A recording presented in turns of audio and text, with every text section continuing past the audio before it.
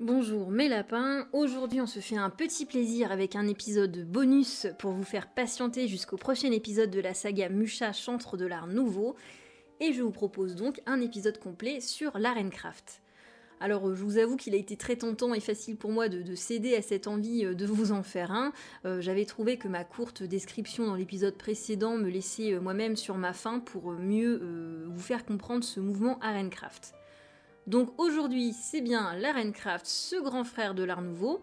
Et puis si vous savez pas du tout de quoi je parle, n'hésitez pas à aller voir mes précédents épisodes. Ça m'évitera de rabâcher ici et de vous rebattre les oreilles avec des notions que je vous ai déjà données et que ça soit totalement inutile.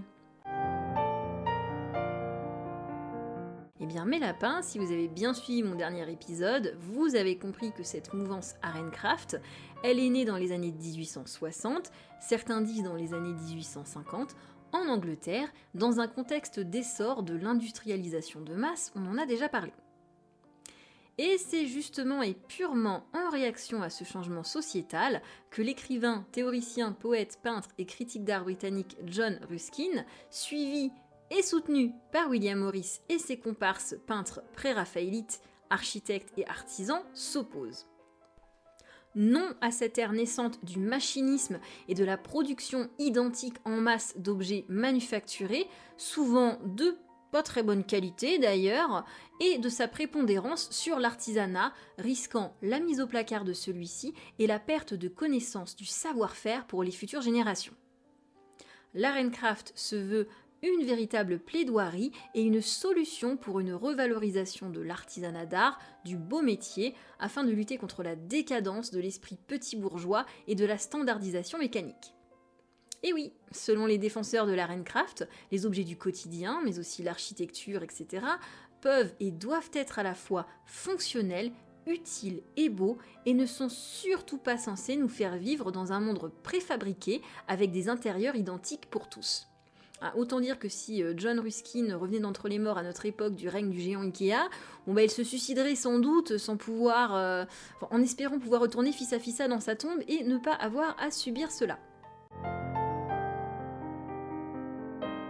Vous l'avez donc compris, l'Arencraft est, à sa propre époque, un mouvement artistique et philosophique à contre-courant avec son temps.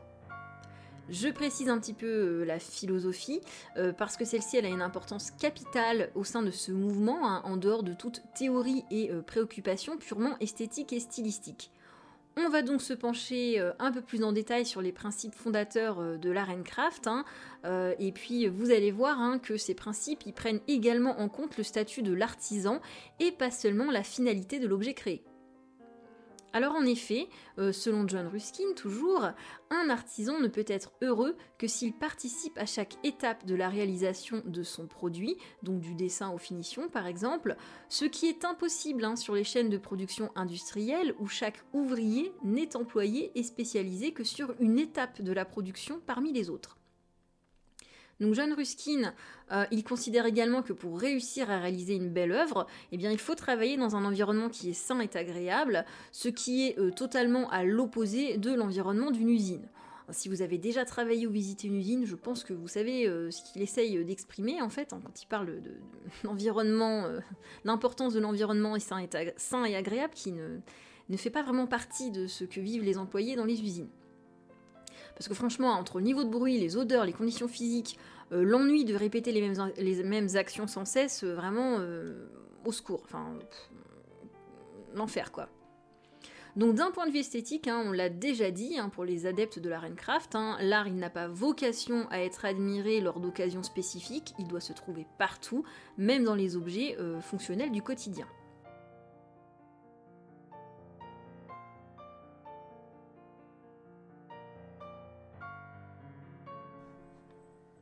Il existe donc 3 grands principes dans l'Arencraft, vous l'avez compris.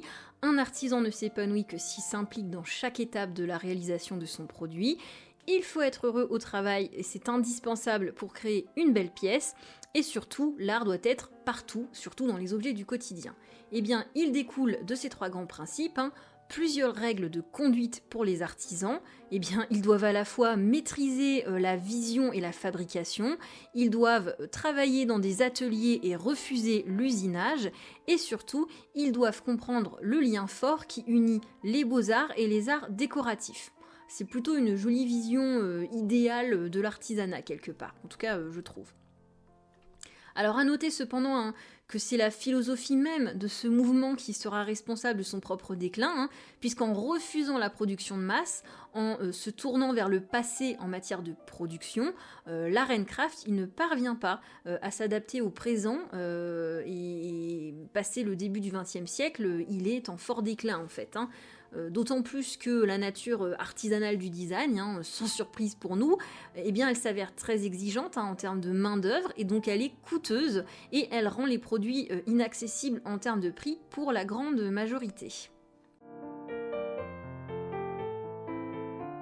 Alors on va voir maintenant un petit peu les caractéristiques esthétiques, parce que vous l'avez compris, la recherche esthétique, elle fait partie intégrante de ce mouvement.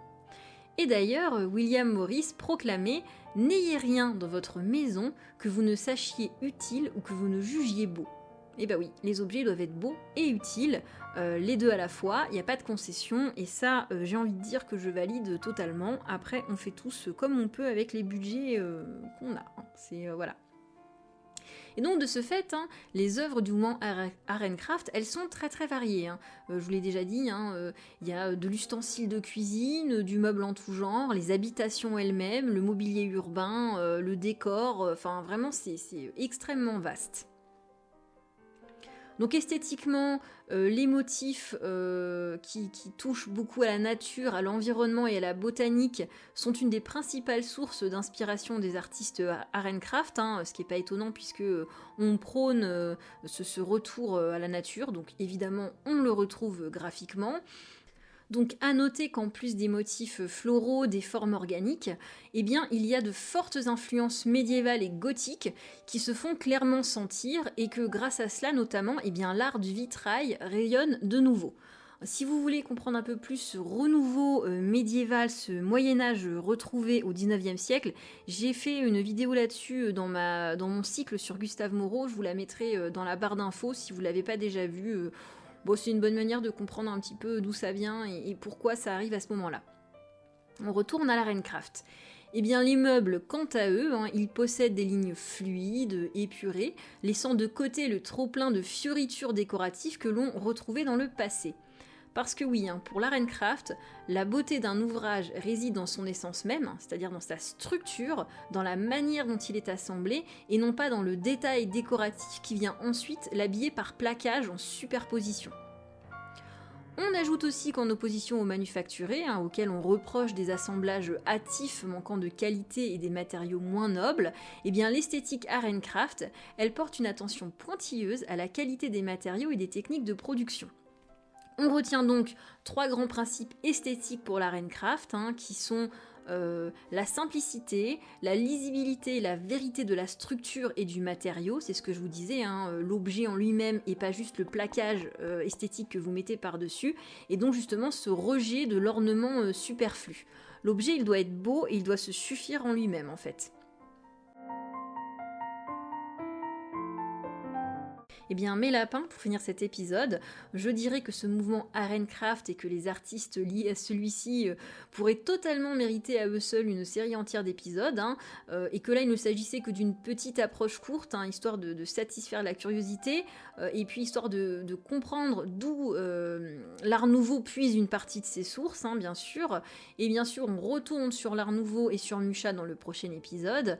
Et puis en passant, pour ceux qui ne savent pas, moi je suis également une grande fan de décoration d'intérieur et puis particulièrement des variétés et déclinaisons de style maximaliste. Je vous en ai mis un peu là des choses dans cet épisode, dans les décors, les intérieurs. Et puis je dois dire que c'est avec un grand plaisir que j'ai redécouvert que l'art and craft était actuellement beaucoup revisité par les fans d'intérieur maximaliste comme moi. Moi je possède d'ailleurs quelques petits éléments intéressant inspiré de cette mouvance chez moi, dont une superbe tapisserie William Morris qui a été produite par une petite manufacture belge que je vous montrerai sûrement un jour sur mon compte TikTok où je poste ce genre de sujet. En attendant, merci pour ceux qui me suivent, merci de liker, merci de partager. Si vous m'écrivez dans les commentaires, eh bien je réponds toujours. Et puis je vous dis à très vite pour le 7e épisode qui portera sur l'art nouveau, qui est un art total et révolutionnaire. J'ai hâte de continuer avec vous mes lapins et je vous dis à très très vite.